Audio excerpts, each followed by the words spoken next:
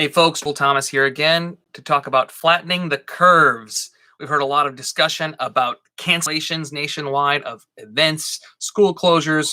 People have to work from home. This is all because of aggressive efforts to stop and prevent and suppress the spread of coronavirus. And one of the principal drivers behind this is this notion of flattening the curve, which basically means let's reduce the amount of stress and slow down the stress on the healthcare systems that we rely on to help us after we get sick. There's already the natural load, and certainly if we have a spike in activity from coronavirus, that will only increase the load. And so there's been lots of discussion about flattening the curve, and a lot of people have used this as motivation to, hey, let's care for our healthcare workers and the healthcare industry by social distancing and doing all the things that we're being asked to do. This is useful. This is appropriate. But I want to talk about another curve that's very significant that needs to be flattened with almost the same level of aggression, and that is the small business economic curve. The SBA, the Small Business Administration, today announced emergency loan relief for small businesses in response to the COVID crisis. What this means is that small businesses are being identified as a vulnerable target in the community. Now, just for your awareness, America is comprised of 99% of its businesses that are small. And there's about 26, 28 million businesses in the country at any given time. 99% are small, and 45% of Americans work for those small businesses. So if those small businesses fail, if the sales and jobs go down and they fail, this will affect the families, the employees, the employer, and everyone in the community from having access to the goods and services that they provide, which especially in vulnerable communities is going to be very problematic. So we have to look at this with a more nuanced approach. Social distancing is the message, and that seems to run contrary. Well, are you asking me to now interact with small businesses?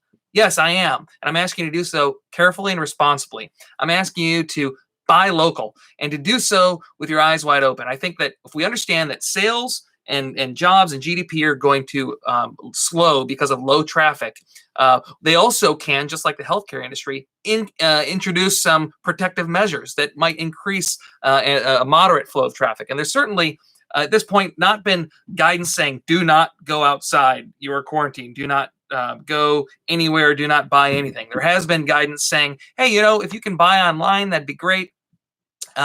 Reduce the number of social interactions. And I think that I'm going to give you twofold advice. One is for the patrons, for the customers, for the citizens of this country, and then the other part is for the business owners themselves. So protective measures. We all want to be protected and be safe, right? And so that's the reason why people might be afraid of going into a small business. What small business owners can do is they can communicate to their patrons. They can deep clean their store and disinfect their services regularly.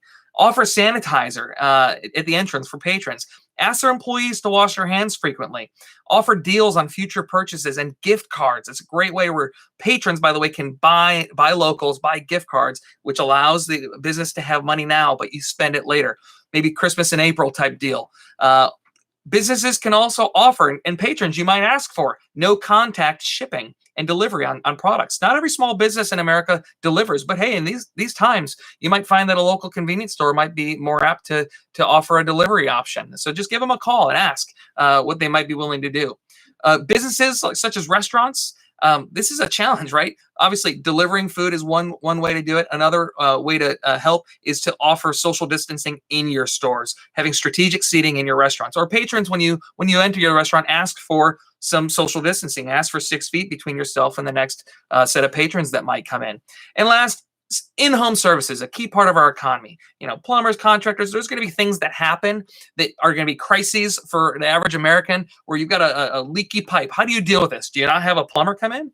I think no, you can schedule in-home services and coordinate when you're not home or when you're outside taking a walk. Limit the human interaction, but still allow business to go on as usual. So my message is, look, the president is about to announce this afternoon a national emergency declaration. And people are going to take this and I think get even more afraid. I think what we need to do is recognize that the principal reason for this emergency declaration is to unlock funds from the Federal Emergency Management Agency and the entire government to support the healthcare industry scaling up to support the anticipated number of increased cases. At the same time, we can be safe and we can be prudent and in our interactions and limit them. But I encourage you, get out there, buy local, engage your small businesses, keep them running. Our friends and our neighbors depend on it.